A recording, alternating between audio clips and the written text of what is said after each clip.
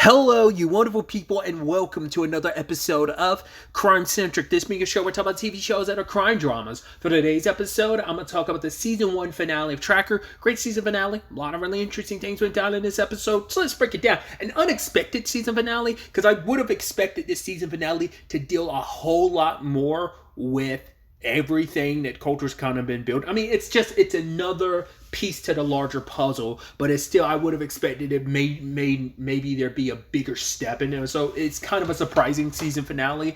I mean, it's all relevant and relative to like culture, because it turns out like I don't remember his correlation and connection to this place, because he was telling Rini like it's like, oh, I grew up here, I believe he said. Like, I mean, he lived here for a significant amount of time, but, like, considering his family circumstances, that was kind of surprising. But maybe they lived here for a while, then they kind of went off grid. Like, we don't know how long they were, like, moving around and off grid. Or how long they lived a kind of semi-stable, settled life. But either way, he's in town now because a friend, Lizzie, her daughter Katie, which we had that whole situation in open. Katie and her boyfriend Dylan were out storm chasing, and they noticed something, or at least she noticed something, and then they've been going for like 2 days. Interestingly enough, Lizzie is played by, at first I was super hyped. I was like, Jennifer Morrison. I was like, that's so dope. Because the moment they were like, I was like, who's going to be Lizzie? Who's going to be Lizzie? Is it going to be someone I'm recognized? And yes, it is. The best thing I know her from is like House and Once Upon a Time. I want to say House might have been the first thing I ever saw Jennifer Morrison in. I think it is. At least that to my recollection. Either way, the cops are looking into everything with Lizzie and Dylan. I mean, not with Katie and Dylan, but they're kind of under the assumption they got caught up in a storm, because the Sheriff Woods, not too much of a fan of what they do, because it's like, yeah, you're playing with fire, being out there near storms and stuff, and it's only a matter of time till something happened. But the problem is which I think kind of speaks volumes, that like culture was able to kind of accomplish in like a couple hours that they couldn't do in like 2 days. Like, they didn't go check with Rachel or anything like that. It's like that you would think like there'd be some correlation, or that would have immediately, like, but the fact is the cops never went that direction. I thought was interesting. Maybe they would have eventually, but culture got to it first. Once again, it's like they were sitting on that for like 2 days. Look, because I guess it's like they're more focused on the rescue operation of, well, we got to find them more. Every minute we're wasting, is a minute we could be using saving their lives. So maybe that's the focus of it, of like not thinking, well, because Culture's kind of wondering if there was something else more to it, because when he met Rachel, who was the other partner in this like trio of like, okay, they're out there, she stayed behind to kind of, collect the data.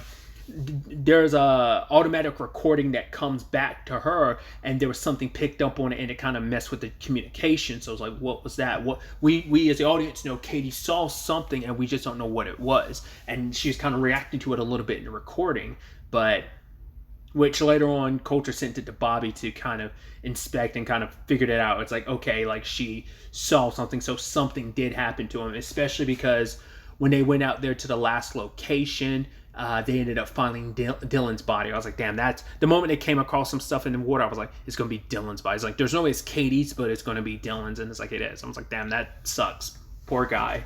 But also, it doesn't help when you have the sheriff being like, no, we don't have to jump to conclusions, even though Culture's like, yeah, it looks like someone like might have bashed him over the head or something. Plus, also, it looks like his float or jacket or whatever was sliced. So dismissive and kind of saying that it was something else. We don't want to jump to conclusions. He kind of made it seem like it was almost like a tourist thing of like, I don't want bad press kind of popping up, because like it's almost a summertime, and that's probably when they get a lot of like visitors and a lot of money boosting into their economy, which understandable, but it just seemed like him so dismissive of it. But he also it seemed like he was trying too hard not to be. He's like, I'm being dismissive, but I'm also trying not to be too dismissive. And because even Culture was like, oh, this is where you tell me it's none of my business. He's like, no, I'm not going to tell you that, because he's like, the moment I tell you that, I'm going to look even more suspicious. But it's like it felt like you were trying too hard to not be suspicious, that it made you even more suspicious. So I wasn't too surprised about the Sheriff Woods of it all. The big question mark was Deputy Kelman, he seemed like he was on the up and up, but you weren't quite sure. Because, I mean, it could just as easily be a thing of, oh, he's inserting himself in the investigation, pretending like he's your ally just to screw you over. I mean, that's the setup for the end of the episode to make you think, oh, he was a bad guy, but he wasn't, you know? But either way, it turns out that Katie and Dylan had beef with, like, these two brothers, the Sampsons. But the question was like, right, they got into a tussle before, but it was like not a tussle, but like an argument and just an issue. And it's like, well, because they were in the wrong spot. So immediately you're like, okay, so they were doing something they weren't supposed to. And like Katie and Dylan were all up in their business. Apparently Dylan and them used to be close, but I guess Katie kind of pulled Dylan away from all the stuff they were mixed up in. As we find out later on, they basically help supply and bring in drugs and stuff like that because, you know, people in the summertime come here to party it out. And Dylan used to be a part of that, but he kind of pulled away from all of that. And Katie, because as one of the brothers was like, oh yeah, like, nah, there was no issue. Like, me and Dylan, we're all good. Like, it's just that Katie got into put all this stuff inside of his head, kind of probably saying like, yo, you don't want to be mixed up in that stuff. It's dangerous. It's bad. So...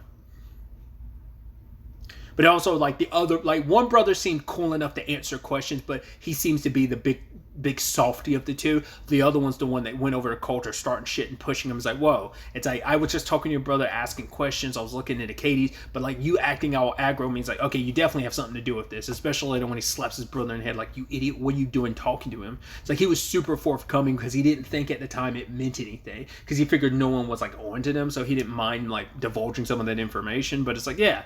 But it's like his brother being super aggro, which I think kind of, once again, showcases like, okay, he's the one that always kind of so quick to deal with stuff. He's a little trigger happy, as we kind of find out later on, but it's like the other brother's the one that's kind of reluctant to pull the trigger, doesn't want to do that stuff, but the other brother's like perfectly fine doing really, really bad stuff. So I wasn't sure. I figured like because of the whole thing there, I was like, okay, maybe they're bringing in drugs and like there's some like big drug thing going on here they're trying to cover up. Did not realize it was going to escalate and we're going to find out, well, Dylan died, but even before him, that there's a murder that was already set in place because I forgot, like Bobby did, traced all the different places Katie's phone was and Dylan's and found this place, and Coulter went there and he discovered a dead body there. It's a girl that was dead. Her name is Haley. She's been dead for like 3 years. I was like, Jesus. Because she went missing like 3 years ago. She was a bit of a party girl. So she came here and partied. Something happened and she's been going ever since. Well, it turns out the person who owns that building is a rich and powerful dude named Talbot. The only reason why they know that it's because Katie and Dylan set up cameras around that place, which I don't know how they traced that back to Katie and Dylan, that they were responsible. I guess you got someone high-tech enough to trace the cameras to know, or I don't know. Well, to be fair, one of the people involved in this is Sheriff Woods, so he probably recognized the camera because he's had run-ins with Katie and Dylan enough about them recording stuff, so he probably immediately be like, oh, who's the only people around town who really use cameras like that is them, so maybe that's how, because they never really explained like how any of them figured out that it was Dylan and Katie's cameras and stuff, keeping watch of the place. But either way, they went to like Katie and Dylan's place. Well, Coulter did, but the place was smashed up. And they ended up finding... There was like, I think a phone or something like that. And it had like an app that recorded conversations. And we picked up about the Talbot dude, which Renee, who is got a lot of free time on her hand because she quit her job, which it feels like they were setting that up because, once again, back to a couple episodes ago where Coulter's like, oh, you're working outside the office? She's like, yeah, there's kind of nothing to it, but it's like, I guess maybe she was, either her boss was kind of probably jumping down her throat because all this like time away that she's been doing when she's helping Coulter, or maybe it's just in general she didn't like her job, like, you know, working for a firm. Like, maybe just her boss in general was an asshole and she just didn't like him. I don't know. But yeah, she quit. She's packing up her stuff. And so she ends up meeting with Talbot herself. And I love that little exchange because it's like, oh, I know about Haley. Let's cut to the chase. It's like, yeah, you think you're rich and powerful and you can do whatever you want to. And he makes it clear, like, oh, like, you know, stuff happens to people. Don't know what could happen to you. She's like, there, that look in your eyes. She's like, plenty of rich and powerful men have tried to threaten me, thinking you can scare me, but you can't. I was kind of worried that something might happen to her, especially because she I figured she'd win in the end by being like, oh, especially when she's like, oh, don't worry, I'll be there when you get arrested. And he's like, oh, it's a date. And it's like, it's going to happen that way, but I thought something might happen in the interim where she kind of gets hurt or caught up in something. But, you know, he's a rich and powerful person. Like, I figured he could probably send some people after. But he's also like, right, when someone's breathing down your neck, you're trying to keep a low profile. The last thing you want to do is add more trouble by popping a lawyer or trying to deal with one.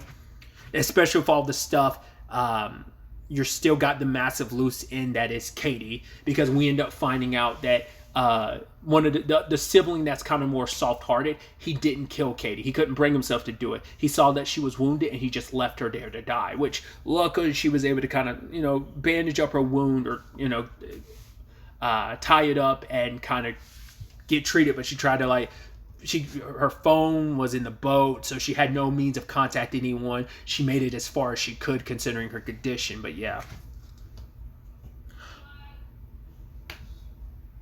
Because I was remembering there was a piece of this I was missing. It was when Coulter went to Talbot's place, even though, like, Rennie was like, oh, I got to contact, and, like, the FBI or whatever, it was like, oh, he's not there. And Coulter did a whole thing with the guard so he could get punched, so that it gave Bobby enough time to trace who the person was calling. And the person he called wasn't Talbot, it was Xavier, the crazy brother, so. And he ended up following him and finding him with Sheriff Woods. So I'm be like, yep, okay, so Sheriff Woods is definitely in on, because he had told Kelman, like, the reason why Katie and Dylan didn't tell anyone because they didn't know who they could trust. I guess there was something that they found that proved to them, like, oh, Sheriff Woods in particular, because I guess they know, like, right, this guy killed someone 3 years ago, was able to kind of keep it hidden, so they knew somebody had to be on this side. They didn't know who they could trust in this regard, and I guess they wanted to be the ones to kind of discover and figure this out on their own, and probably didn't want to involve any of their parents, sadly. So would have involving their parents changed anything? I don't know, but it's like, right, they're kids that, in particular Katie too, just wanting to do the right thing. They all wanted to do the right thing, and just sad it came to this. But either way, Coulter found Katie, and then Xavier shows up, and he's so smug, being like, oh, you have no idea who you've messed with. And that's because Sheriff Woods showed up at Lizzie's, and I was like, oh, this bastard. He's like, oh yeah, we found Katie, she's so okay. Oh, is that coffee? Do you mind if I come in? And I was like, oh, you slimy bastard. And I was hoping, like, the moment Lizzie was calling, I was like, okay, Coulter will be able to tell her, but it's like, no, he's already, like, restrained her, and it's like, oh, you got 15 minutes to get here. And I love, like I said, the whole, I brought up earlier, the whole Kelman of it all, like, playing like he's on their side. It's like, well, he's never been a dirty cop, but I guess it's like, oh, I'm showing that I'm all about this. I support this as long as you can cut me in on this, and just Woods was all okay with it. And I was like, okay, who's gonna be waiting in the car? Lo and behold, I wasn't expecting it to be an FBI agent, but that was a through line throughout the entire episode about the FBI. So Woods goes down, and we kind of find out that apparently, like, once again, the reason why the body was kept all these years is because Woods had wanted an insurance policy that if anything ever, like if there was ever any fallout, he wanted to be able to protect himself and use it against Talbot from ever going against him, you know, trying to screw him over. So once again, it's always kind of like that half-hearted, like not half-hearted, but like half happy ending, because you're like, yeah, Katie's okay, but poor Dylan, that sucks majorly, because like, wasn't that literally 2 or 3 episodes ago with the whole the girl that was missing for, like, funny enough, 3 years, and her friend ended up dying, and they thought, like, she drowned, but they were taken, and that girl was killed. Like, you know, it kind of has that same energy where it's like, one girl was saved, but, like, one girl still sadly died 3 years ago. So it's just, there's always kind of like, there's a silver lining to these, like, it's like a very kind of sad ending that it's not like there's some of these episodes have happy endings, other episodes have, like, sad silver lining endings, and this is one of them, so. I thought was interesting too, the Rennie and Coulter of it all, which I thought was fascinating, where typically the shoe is on the other foot because she's like, oh, like, you know, I want to relax and figure out what I'm going to do next. And Coulter's like, well, I'm not doing anything for the next couple of days. I'm just going to stay here so you could always roll through. And typically Coulter's always on the other side of that conversation where it's like someone's like, oh, you want to get together? And he's just like, no, I got to go. And it's like, here he is sticking around and even inviting Rini to come over, but she's like, no, like, once again, to show she was on the other foot. And it's like, it's kind of sad that one time Coulter kind of puts himself out there, kind of gets shut down, even though everyone always asks him to stick around, but he never does. And this is the one time he does. Very pertinent considering he learns a little bit about his family situation because of Lizzie. She kind of points out that implying that there was an affair situation going on. To my recollection, and someone can correct me in the comments down below, I don't believe she ever specified who was having an affair in relationship. Like, just like someone in his family was having an affair with someone in her family. Like, that she was saying that, because at the time when they were younger, she was dealing with her parents' divorce. And because later on she brought up the mom, her mom and Coulter's dad, but it's only that he showed up like a little bit before he died and they were kind of arguing about something, but then they hugged. So I'm kind of like, oh, it's most likely like they were the ones having an affair, because I felt like it wasn't expressly saying it was them having an affair, but the hug made it seem like it might have been them. It just, once again, maybe there was clarity there and I just kind of missed it, but it just felt like she was just saying like, yeah, they were having an affair. She never specified, but I guess the through line is supposed to be the conversation between her mom and his dad to be that they're the ones that were having an affair. Because apparently, Lizzie's mom passed away like a year ago, and she found some like files and stuff, like some research from like Coulter's dad, and it's like, wait, why? Like, why would she have that? And it's like, well, her mom had already passed, so she didn't have a chance to really ask her about it. But it's like, yeah, so that's interesting. Which he only found out that, like, 2 episodes ago, that his dad secretly worked for the government on something, but like that's been redacted from like the information he got back in like episode 2.